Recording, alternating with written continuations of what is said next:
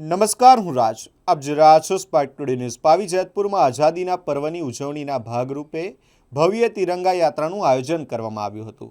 દેશભક્તિના માહોલ વચ્ચે યોજાયેલી આ યાત્રામાં સમગ્ર નગર તિરંગાના રંગે રંગાઈ ગયું હતું અને ભારત માતા કી જયના નારાથી પાવી જેતપુર ગુંજી ઉઠ્યું હતું. તિરંગા યાત્રામાં સ્થાનિક અગ્રણીઓ, શાળા કોલેજના વિદ્યાર્થીઓ તેમજ મોટી સંખ્યામાં નગરજનો અને ગ્રામજનો હાથમાં રાષ્ટ્રધ્વજ લઈને જોડાયા હતા.